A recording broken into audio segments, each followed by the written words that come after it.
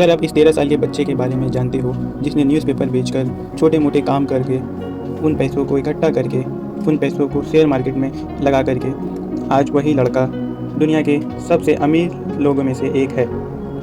आप में से बहुत सारे लोगों को इनका नाम फटाक से याद आ गया होगा।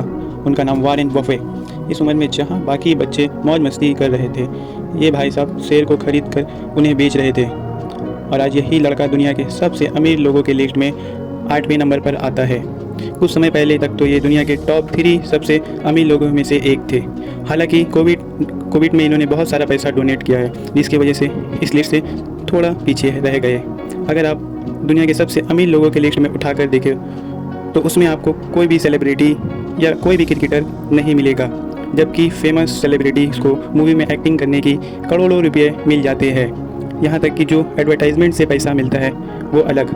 विराट कोहली जैसे क्रिकेटर्स जिनकी ब्रांड वैल्यू बहुत ज़्यादा है, वो भी इस लिस्ट में बहुत ही दूर है।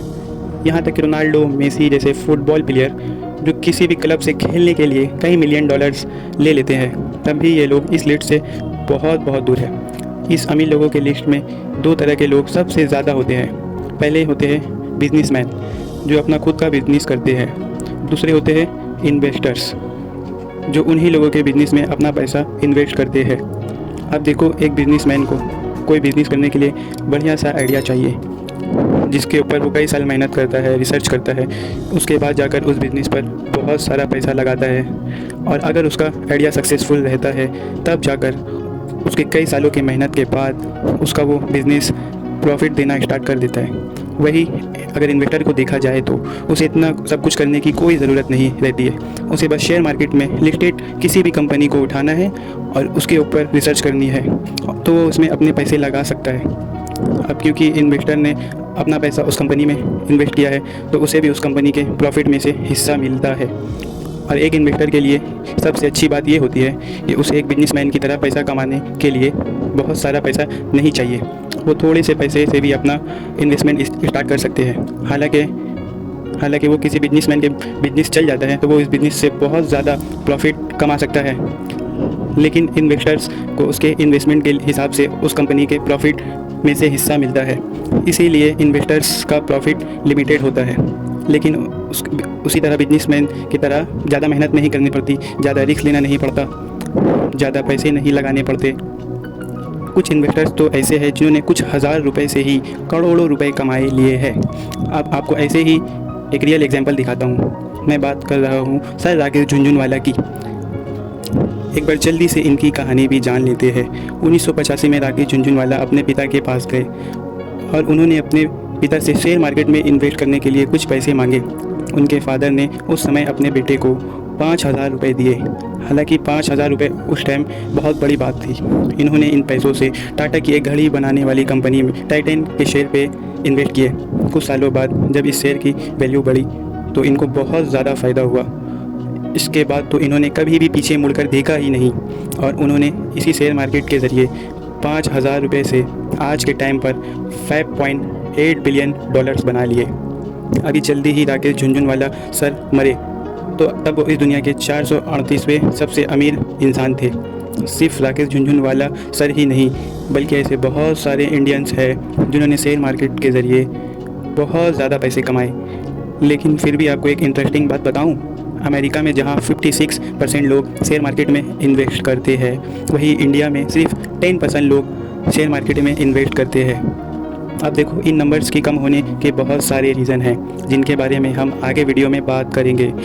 इससे पहले मैं आपको बता देता हूँ कि ये वीडियो 4 बेसिक से लेकर काफ़ी ज़रूरी शेयर मार्केट के पॉइंट्स को कवर करेंगे। पहला पॉइंट है कि आखिर शेयर मार्केट में इन्वेस्ट करने से लोग इतने अमीर कैसे बनते हैं, इसका पीछे का रीज़न क्या है।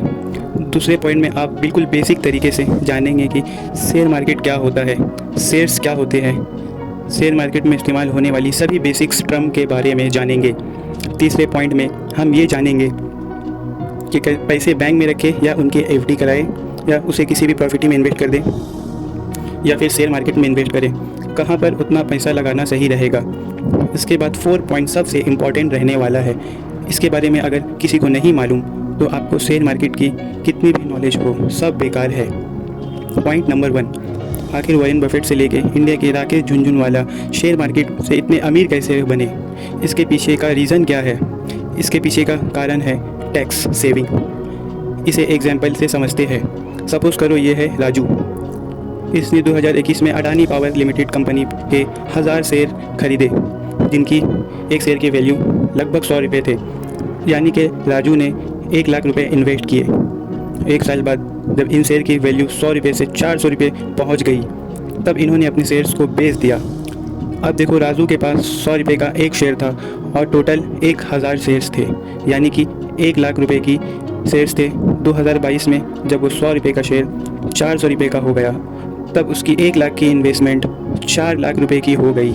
मतलब राजू को 1 लाख रुपए शेयर मार्केट में लगाने से 3 लाख का प्रॉफिट हुआ, वो भी सिर्फ 1 साल से थोड़े से ज़्यादा समय में। और राजू ठीक अपने थोड़े से शेयर को कुछ से साल के बाद बेचता है, तो उसकी लॉन्ग टर्म गेन में कैपिटल आता है। लॉन्ग टर्म गेन में 2018 तक कोई भी टैक्स देना नहीं पड़ता था। मतलब टोटली टैक्स फ्री रहता था। जितना आपका प्रॉफिट है आप अपने घर ले जाओ, सरकार एक भी रुपया नहीं लेती थी। लेकिन बाद में गवर्नमेंट ने अपनी कमाई करने के लिए इस पर 10% का टैक्स लगा दिया। अब अगर इस हिसाब से देखा जाए तो 3 लाख के ऊपर 10% टैक्स 30,000 रुपये होते हैं। एक आम आदमी की सैलरी लगभग 20 से 25,000 रुपये होती है। इंडिया में तो कई लोगों की सैलरी शायद इससे भी कम हो। यहाँ पे राजू के पैसे में उसे एक आदमी की पूरे साल भर की कमाई, पूरे साल भर की सैलरी जितना पैसा खुद ही कमा कर दे दिया। इसी तरीक़ों को कहते हैं अर्न मनी फ्रॉम मनी। लेकिन ये तो सिर्फ एक छोटा सा रिटर्न है। सपोज़ करो अगर राजू अपने पैसे को 10-15 साल तक उसी कंपनी में इन्वेस्ट करके रखता है, तो हो सकता है जो शेयर आज 400 रुपये गया है वो अगले 10-15 सालों में 4000 रुपये का हो जाए। जो अभी प्रॉफिट उसको लाखों का हो रखा है वो कई करोड़ों में बदल सकता है। बट शेयर्स को ख़रीदते वक्त ये ध्यान रखना है कि हम शेयर्स को लंबे समय तक इन्वेस्ट करो। हाँ, अगर बीच में बहुत ज़्यादा रिटर्न मिल जाता है और अगर आपको ज़रूरत है तो उन शेयर्स को बेचकर प्रॉफिट बनाया जा सकता है। आप सोच रहे होंगे कि यार ये तो हमें भी पता है शेयर से बहुत पैसे कमाए जा सकते हैं, लेकिन प्रॉब्लम तो यही है ना, हमें शेयर मार्केट के बारे में कुछ भी नहीं पता, तो हम सही शेयर्स कैसे चुनेंगे? पार्ट 2 में हम यही सारी बेसिक लेकिन बहुत ही इंपॉर्टेंट चीज़ों के बारे में जानेंगे। अब देखो, शेयर मार्केट क्या है? अगर मैं आपको सबसे सरल भाषा में बताऊं तो शेयर मार्केट बिल्कुल हमारे आसपास में लगने वाली लोकल बाज़ार है, यानी कि मार्केट की तरह ही है। जैसे हम बाज़ार में जाकर सब्जियां खरीदते हैं, वैसे ही लोग शेयर मार्केट में जाके शेयर्स को खरीदते हैं। लेकिन अब तो ऐसा हो गया है कि आपको शेयर खरीदने के लिए कहीं जाने की ज़रूरत नहीं है। आप घर बैठे बैठे ही ऑनलाइन अपने फ़ोन से शेयर्स को खरीद सकते हैं और उसे बेच सकते हैं। अब सब्जियों की मंडी यानी सब्जी मंडी आपको हर गली चौराहे पे मिल जाती है, लेकिन शेयर बाज़ार यानी कि शेयर मार्केट आपको हर जगह नहीं मिलेगी। ये इंडिया में सिर्फ 2 ही हैं। पहली है नेशनल स्टॉक एक्सचेंज NSE, दूसरी है Mumbai stock exchange BSE। Mumbai stock exchange BSE। But इस शेयर का मतलब क्या होता है? शेयर का मतलब होता है हिस्सेदारी। अगर आप किसी कंपनी में शेयर खरीद लेते हो तो इसका मतलब ये है कि जितना आपके पास उस कंपनी के शेयर है उतना ही आप उस कंपनी के मालिकाना हक रखते हो। किसी भी आसान से एग्जांपल से समझते हैं। मान लो मैंने कैडबेरी की कंपनी खोली जिसके पास कुल 1000 रुपये की शेयर कैपिटल है। कंपनी अपनी सारी पूंजी का इस्तेमाल कंपनी के काम करने के लिए करती है। कंपनी अपने इसी प्रोजेक्ट को, अपने इसी शेयर कैपिटल को अगर 100 बराबर हिस्सों में बांटती है, तो इस तरह कंपनी की एक शेयर की वैल्यू निकालने के लिए हम उससे जितने हिस्सों में बांटना चाहते हैं उससे डिवाइड करेंगे तो इस शेयर की कीमत हमें पता चल जाएगी। जैसे यहाँ पर हम 1000 रुपये को 100 से डिवाइड करें तो 10 रुपये शेयर की वैल्यू निकल जाएगी। इसी तरीके से हम किसी भी कंपनी की शेयर की वैल्यू निकाल सकते हैं, किसी भी कंपनी के नंबर ऑफ़ शेयर्स निकाल सकते हैं। अगर मैं फ्यूचर में अपनी कंपनी को बढ़ाना चाहता हूँ, बिजनेस को बहुत बड़ा करना चाहता हूँ, तो उसके लिए मेरे को और पैसा चाहिए। तो अब मेरे को और पैसे चाहिए तो मैं उसके लिए शेयर मार्केट में अपनी कंपनी लिस्टेड कराऊँगा, जिसके लिए मैं आम जनता से यानी कि पब्लिक से पैसे ले सकता हूँ। अब यहाँ पर मैं कहता हूँ जिसको भी मेरी कंपनी में इन्वेस्ट करना है वो मुझे एक शेयर का 10 रुपये दे और मेरी कंपनी की शेयर्स का हिस्सेदार बन जाए। मेरा एक राम नाम का फ्रेंड इसी कंपनी का एक शेयर खरीद लेता है, वही मेरा दूसरा फ्रेंड श्याम इस कंपनी के 5 शेयर खरीद लेता है। अब यहाँ पे हम नंबर ऑफ़ शेयर्स को देख के ये पता लगा सकते हैं कि राम यहाँ पर मेरी कंपनी के 1% का मालिक है, वही शाम मेरी इस कंपनी के 5% का मालिक है। अब क्योंकि इन दोनों ने अपना पैसा मेरे बिज़नेस को चलाने के लिए दिया है, तो इसलिए मेरे बिज़नेस का प्रॉफिट और लॉस इनके शेयर्स के हिसाब से इनके बीच में बटेगा। अब देखो, शेयर मार्केट में इन्वेस्ट करने के दो तरीके होते हैं। पहला तो ये होता है कि आप डायरेक्ट किसी भी अपनी कंपनी पे, मनचाही कंपनी पे अपने शेयर को पिक करो, उस पर रिसर्च करो और उस पर के बाद आप उस कंपनी पे पैसा लगा दो। दूसरा तरीका होता है इनडायरेक्ट। ये तरीका उन लोगों के लिए सबसे बेस्ट है जिनके पास शेयर के रिसर्च करने का टाइम नहीं होता। अब ऐसे लोग अपना पैसा म्यूचुअल फंड में लगाते हैं, जिसके अंदर एक्सपर्ट उन पैसों को अलग अलग शेयर में इन्वेस्ट करते हैं ताकि आपको बेहतर रिटर्न मिल सके। अब बात करते हैं पॉइंट नंबर 3 की। ये तो बात बिल्कुल सच है कि पैसा बहुत मेहनत से कमाया जाता है, इसलिए 1 रुपये भी सोच समझ के इन्वेस्ट करना चाहिए। अब आज के टाइम पे अपने पैसे सेव करने के लिए बहुत सारे ऑप्शन अवेलेबल हैं। या तो आप प्रॉपर्टी में इन्वेस्ट कर सकते हो, शेयर्स खरीद सकते हो, बहुत सारी चीज़ें हैं। लेकिन कहाँ पर पैसा लगाना सबसे ज़्यादा फ़ायदेमंद है, इससे भी अच्छे से समझने के लिए हम एक और एग्जांपल लेते हैं। सपोज़ करो ये है राम, श्याम, राजू, बाबूराव और तोतला शेठ, और सपोज़ करो इन सभी के पास 1-1 लाख रुपए है। राम अपने 1 लाख रुपए को बैंक पे जमा करा देता है, श्याम अपने 1 लाख रुपए की एफडी करा देता है, बाबूराव अपने 1 लाख रुपए की गोल्ड ज्वेलरी खरीद लेता है और तोतला सेठ भी अपने 1 लाख रुपए की प्रॉपर्टी पे इन्वेस्ट कर देता है। अब देखा जाए तो राजू के पैसे बैंक में सिर्फ 4% ही इंटरेस्ट रेट के साथ बढ़ेंगे, यानी कि उसे सिर्फ 4,000 रुपये इंटरेस्ट के तौर पे मिलेंगे। वहीं श्याम ने जो 1 लाख रुपए एफडी करवाई थी, उस पर 8 से 10% का रिटर्न उसे मिलेगा, यानी कि 5 से 6 साल बाद लगभग उसे एक शाम को मिलेंगे। मतलब राजू के केस में, जैसे मैंने ऊपर वाले एग्जांपल में बताया था कि जैसे राजू ने 1 लाख रुपए शेयर मार्केट में लगा दिए और उसने कैसे एक ही साल में 300% से भी ज़्यादा रिटर्न कमाया। अब राजू ने क्योंकि अपने 1 लाख रुपए शेयर मार्केट में लगाए हैं, और जैसा कि मैंने आपको ऊपर वाले एग्जांपल में बताए थे कैसे शेयर मार्केट में पैसा लगाने से एक साल में 300% से भी ज़्यादा रिटर्न मिला था। अब चलो मान लेते हैं कि हर साल 300% का रिटर्न मिलना बहुत मुश्किल है। ऐसा मान के चलते हैं कि पहले साल में कोई रिटर्न ही ना मिले, दूसरे साल में भी रिटर्न ना मिले, लेकिन अगर कंपनी अच्छी है तो 2-3 साल में कोई भी कंपनी अच्छा खासा रिटर्न दे सकती है। फिर भी हम ऐसा मान के चलते हैं एक साल में 300% का रिटर्न नहीं, बल्कि 5 साल तक पैसा लगाने के बाद उसे 300% का रिटर्न मिला, और उसके जब 1 लाख रुपए 5 साल बाद 4 लाख रुपए हो जाएंगे। वही बाबूराव की केस में देखा जाए तो उसने 1 लाख रुपए अपने गोल्ड में जो इन्वेस्ट किए हैं, तो गोल्ड का रेट यूजुअली 5% के रेट से बढ़ता है। वही तोतला सेठ के केस में देखा जाए तो वैसे तो प्रॉपर्टी में इन्वेस्ट करने के लिए बहुत ज़्यादा पैसे चाहिए होते हैं, लेकिन अभी के लिए सिर्फ तोतला सेठ 1 लाख रुपए किसी सस्ती जगह पे देखकर ज़मीन खरीद लेता है। बाकी जब उसे उनके 25 लाख रुपए मिल जाएंगे तो उसे वो किसी अच्छी जगह प्रॉपर्टी पे इन्वेस्ट कर देंगे। लेकिन अभी के लिए देखा जाए तो 1 लाख रुपए की प्रॉपर्टी की वैल्यू बढ़ने में कई साल लग जाएंगे, और हो सकता है कि 1-2 साल या 5 साल तक तो उस प्रॉपर्टी में कोई वैल्यू ही बढ़े ना, और अगर बाई चांस बढ़ती भी है तो कुछ ज़्यादा नहीं बढ़ेगी, सिर्फ 5 से 10% के रेट के हिसाब से ही बढ़ सकती है। अब अगर इन सभी के रिटर्न के हिसाब से देखा जाए तो 5 साल बाद सबसे ज़्यादा प्रॉफिट होगा राजू को, क्योंकि उसने शेयर मार्केट पे इन्वेस्ट किया। रिस्क के हिसाब से देखा जाए तो शेयर मार्केट के अलावा बाकी सब में कंपैरेटिवली बहुत कम रिस्क है, और इसमें एक और इम्पॉर्टेंट फैक्टर ऐड करने वाला है नॉलेज। शेयर मार्केट में आपको इन्वेस्ट करने के लिए थोड़ी बहुत नॉलेज होना ज़रूरी है, शेयर्स के ऊपर रिसर्च करना ज़रूरी है। आपको ये पता लगाना आना चाहिए कि ये एनालिसिस करना आना चाहिए कौन सी कंपनी के शेयर्स फ्यूचर में ग्रो करने वाले हैं। जैसे कि शुरुआत में मैंने एग्जांपल दिया था कि राकेश झुनझुनवाला सर ने अपने नॉलेज और एनालिसिस के हिसाब से टाइटन के शेयर्स चुने थे, जिनकी वैल्यू फ्यूचर में कई गुना ज़्यादा बढ़ गई थी। ऐसा इसलिए हुआ था कि उनका एनालिसिस बिल्कुल सही था। इसी तरह आज हम एनालिसिस करके किसी भी सही कंपनी के शेयर को पिक कर लेते हैं तो वो हमें फ्यूचर में करोड़पति बना सकती है।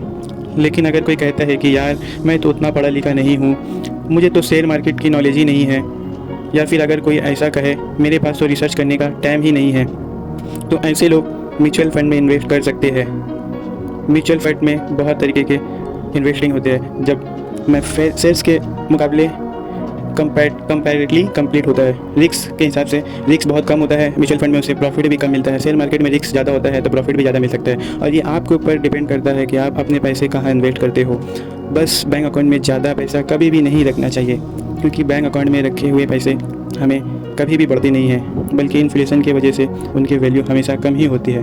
अब अगर आप शेयर मार्केट में या म्यूचुअल फंड में इन्वेस्ट करते हो तो क्यों करते हो, और अगर नहीं करते हो तो क्यों नहीं करते हो, मुझे कमेंट में ज़रूर बताना। 4 पॉइंट है रियलिटी ऑफ स्टॉक मार्केट। अगर आप कभी शेयर मार्केट में इन्वेस्ट करते हो तो इस पॉइंट को हमेशा याद रखना। शेयर मार्केट बिल्कुल जादू की तरह है, जो रातों रात किसी को भी करोड़पति बना सकती है तो किसी को भी बिल्कुल रोड पे ला सकता है। ऐसे बहुत से लोग हैं जिन्होंने शेयर मार्केट में पैसा लगाया और आज वो दुनिया के सबसे अमीर लोगों में से एक है। लेकिन ऐसे भी बहुत सारे लोग हैं जो करोड़पति से एकदम कंगाल हो गए हैं। इसका सबसे बेस्ट और रियल एग्जांपल है रिलायंस कैपिटल का शेयर। 2 जनवरी 2007 में रिलायंस कैपिटल का शेयर सब 400 रुपये का था, और 6 अगस्त 2007 में रिलायंस कैपिटल की शेयर की वैल्यू 2161 रुपये हो गई। मतलब 8 महीने में ही इस शेयर की वैल्यू 300% से भी ज़्यादा रेट से बढ़ी थी। इस टाइम पीरियड के बीच में जिन लोगों ने अपने पैसे लगाए थे उन्होंने करोड़ों रुपया बनाया था, और इसके बाद शुरू होता है इस शेयर के वैल्यू के गिरने का सिलसिला।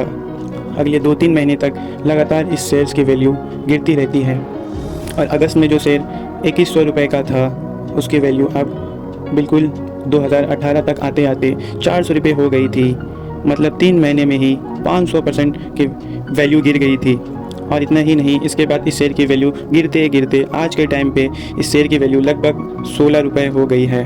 मतलब अगर इस शेयर में कई लोगों को करोड़पति बनाए हैं तो ये बात भी बिल्कुल सच है। इसी शेयर ने बहुत सारे लोगों को कंगाल बना दिया है। हालांकि इस स्टॉक को देखकर ये सोचने की बिल्कुल भी ज़रूरत नहीं कि शेयर मार्केट हमारे लिए नहीं है, हमें भी अपने पैसे लगाया तो हमारे भी पैसे डूब जाएंगे। लेकिन देखो, बिल्कुल ऐसा नहीं है। यहाँ पे मैक्सिमम इन्वेस्टर ने अपने शेयर को सही टाइम पर सेल कर दिया होगा, जिसकी वजह से उनको कम लॉस हुआ होगा। और ऐसे ही सिचुएशन में इन्वेस्टमेंट का सबसे बड़ा रूल काम आता है, don't put your all eggs मतलब बास्केट। मतलब कभी भी अपने पैसे से शेयर खरीद कर उस कंपनी के सक्सेस के ऊपर डिपेंड नहीं रहनी चाहिए, बल्कि अपने इन्वेस्टमेंट को अलग अलग शेयर में इन्वेस्टमेंट करके अपने इन्वेस्टमेंट करनी चाहिए। और ये भी ज़रूरी नहीं है कि आप अपने सारे पैसे शेयर मार्केट में ही इन्वेस्ट करो। कुछ पैसे से आप गोल्ड खरीद सकते हो, कुछ पैसे को आप प्रॉपर्टी में भी इन्वेस्ट कर सकते हो, कुछ पैसों का आप म्यूचुअल फंड में लगा सकते हो। इसके अलावा हमेशा ये ध्यान रखें कि शेयर्स को लंबे समय के लिए खरीदने के अलावा समय समय पर उन कंपनीज़ के फंडामेंटल को चेक करते रहना चाहिए। ये देखते रहना चाहिए कि कहीं कंपनी में कोई गड़बड़ तो नहीं हो रही है, और जैसे आपको कोई गड़बड़ नज़र आती है तब अपने शेयर्स को सही टाइम पर बेचकर फ्यूचर में आने वाले लॉस से बच सकते हो। लेकिन ये गड़बड़ पता कैसे चलेगी? ये कैसे पता चलेगा कि कौन से शेयर्स फ्यूचर्स में ग्रो करेंगे, कहाँ पर पैसा लगाना सही है, कहाँ पर पैसा लगाने में रिस्क कम है? ऐसे कौन सी शेयर है जहाँ कम पैसा लगा करके भी आप ज़्यादा रिटर्न कमा सकते हो? ये सब जानने के लिए काम आता है फंडामेंटल एनालिसिस। जैसे कि कंपनी अगर लार्ज कैप है तो उसमें बहुत कम रिस्क होता है, अगर कंपनी मिड कैप है तो उसके अंदर ठीक ठाक रिस्क होता है, और अगर कोई कंपनी स्मॉल कैप है तो उसमें रिस्क बहुत ज़्यादा होता है। हालांकि प्रॉफिट के साथ भी ऐसा होता है, जहाँ पर रिस्क ज़्यादा है वहाँ पे प्रॉफिट भी बहुत ज़्यादा होता है, जहाँ पे रिस्क कम है वहाँ पे प्रॉफिट भी कम ही मिलता है। और किसी भी शेयर में इन्वेस्ट करने से पहले आप उसके पी रेशियो को देख सकते हो। पी रेशियो को देख के आप ये पता लगा सकते हो कि इस कंपनी में कम पैसे लगाकर ज़्यादा रिटर्न बना सकते हो। अगर आप ये सब सीखना चाहते हो, कंपनीज़ के बाकी फंडामेंटल को चेक करके ये कैसे पता लगाया जाता है कि कौन से शेयर फ्यूचर में ग्रो करेंगे, कहाँ पर पैसा लगाने से आपको प्रॉफिट होगा, ये सब जानने के लिए, फंडामेंटल एनालिसिस सीखने के लिए आप मेरी आने वाली नेक्स्ट वीडियो देख सकते हो। इस तरह वीडियो को समझने के लिए तो लाइक करिए, सब्सक्राइब करिए।